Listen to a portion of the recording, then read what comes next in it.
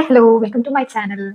ഇന്ന് ഞാനൊരു വിവാഹ സൽക്കാരത്തിനൊക്കെ പോയി വന്നതാണ്. അതുകൊണ്ടാണ് സാരിയിലൊക്കെ ഇരിക്കുന്നത്. അങ്ങനെ പോയി വന്നപ്പോഴാണ് ഞാൻ ഇന്ന് വിവാഹം എന്ന് പറഞ്ഞ ഒരു ടോപ്പിക്കിനെ പറ്റി ഒന്ന് ചിന്തിച്ചു. അപ്പോൾ ഞാൻ കുറച്ച് കാര്യങ്ങൾ നിങ്ങളോട് പറയാമെന്ന് വിചാരിച്ചു. കാരണം എനിക്ക് രണ്ട് പെൺകുട്ടികളാണ്.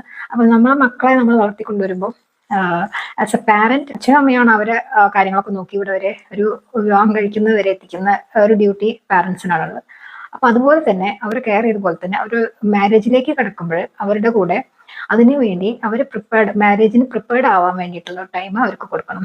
Preparation before marriage. അപ്പോൾ എടുത്തു ചാടി സ്പീഡിലൊരു വിവാഹം അല്ലെങ്കിൽ അവർക്ക് ഒത്തുപോകാൻ പറ്റുന്ന ഒരാളാണോ?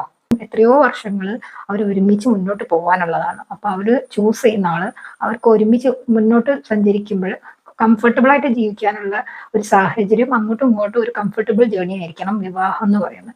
അതിന് പറ്റിയ ആളായിരിക്കണം, പാർട്ട്ണറെ ആയിരിക്കണം അവർ തിരഞ്ഞെടുക്കുന്നത്.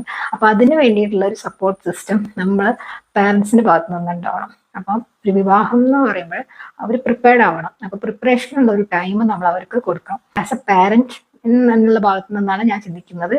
അപ്പൊ അങ്ങനെയാണ് ഞാൻ ചെയ്തിട്ടുള്ളത്. അപ്പൊ അതുകൊണ്ടാണ് ഞാൻ എൻ്റെ ഭാഗത്ത് നിന്ന് അങ്ങനെ ഒരു കാര്യത്തിനെ പറ്റി, ഒരു ചെറിയ ഒരു ടോപ്പിക്കിനെ പറ്റിയിട്ട് 2-3 കാര്യങ്ങൾ പറയാമെന്ന് വിചാരിച്ചു. വിവാഹത്തിന് ശേഷം ചിന്തിക്കുന്നതിൽ നല്ലത് വിവാഹത്തിന് മുമ്പ് തന്നെ കുറച്ച് ടൈം എടുത്ത് ചിന്തിച്ചിട്ട് വേണം വിവാഹത്തിലേക്ക് കടക്കാനായിട്ട്. അതിന് കുട്ടികളെ ഹെൽപ്പ് ചെയ്യേണ്ടത് പാരന്റ്സ് ആണ്. മറ്റേ ആരെക്കാളും കുട്ടികളെ മനസ്സിലാക്കാൻ പറ്റുന്നത് ആ കുട്ടികളുടെ പാരന്റ്സിനാണ്. വൈസ്ലി ചൂസ് ചെയ്യാനുള്ള, അത് അവരോട് കൂടി പറയാനുള്ള. കുട്ടികൾക്ക് നിങ്ങൾ വൈസ്ലി ചൂസ് ചെയ്യണം. അപ്പൊ നിങ്ങൾക്ക് പെട്ടെന്ന് കുറച്ച് ദിവസത്തേക്കുള്ള ഒരു റിലേഷൻഷിപ്പിനല്ല നിങ്ങൾക്ക് വിവാഹം കഴിക്കുന്നത്. ലൈഫ് ലോങ് ഒരു ജേർണിയാണ് ഈ വിവാഹം എന്ന് പറഞ്ഞത്. അപ്പൊ നിങ്ങളുടെ നെക്സ്റ്റ് ജനറേഷനും ഒക്കെ ബാധിക്കുന്ന ഒരു കാര്യമാണത്. അതുകൊണ്ട് നിങ്ങൾ വൈസ്ലി ചൂസ് ചെയ്യുക. നിങ്ങൾക്ക് ഒത്തുപോകാനുള്ള പറ്റിയ ഒരാളായിരിക്കണം നിങ്ങളുടെ പാർട്ട്ണറായി വരുന്നത്. നിങ്ങൾ അങ്ങോട്ടും ഇങ്ങോട്ടും നല്ല സപ്പോർട്ടോട് കൂടി മുന്നോട്ട് പോകുന്ന ഒരു ജേർണി ആയിരിക്കണം മാരേജ്. അപ്പം അതുകൊണ്ട് മെന്റലി പ്രിപ്പയർഡ് ആവുക.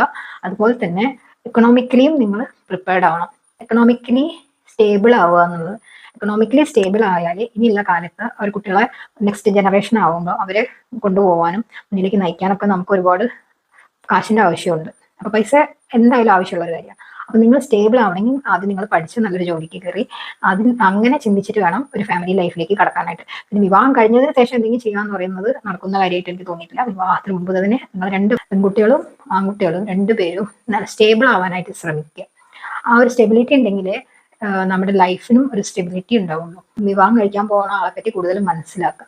അവരുടെ സ്വഭാവത്തിനെ പറ്റിയിട്ടും അവരുടെ ബാക്ക്ഗ്രൗണ്ടിനെ പറ്റിയിട്ടും ഒക്കെ നല്ലോണം മനസ്സിലാക്കിയിട്ട് വേണം കല്യാണം കഴിക്കാനായിട്ട്. എന്നാലേ ലൈഫ് മുന്നോട്ട് നല്ല ഹാപ്പി ആയിട്ട് പോവുള്ളൂ. അപ്പൊ അതാണ് എൻ്റെ ഇന്നത്തെ ടോപ്പിക്. ലൈഫ് നല്ല ബ്യൂട്ടിഫുൾ ആണ്. പക്ഷെ നമ്മൾ ഒരു പ്രിപ്പറേഷനോട് കൂടി, ഒരു ചെറിയൊരു കാൽക്കുലേഷനോട് കൂടി വേണം മാരേജ് ലൈഫിലേക്ക് കടക്കാനായിട്ട്. Okay, thank you for watching my video.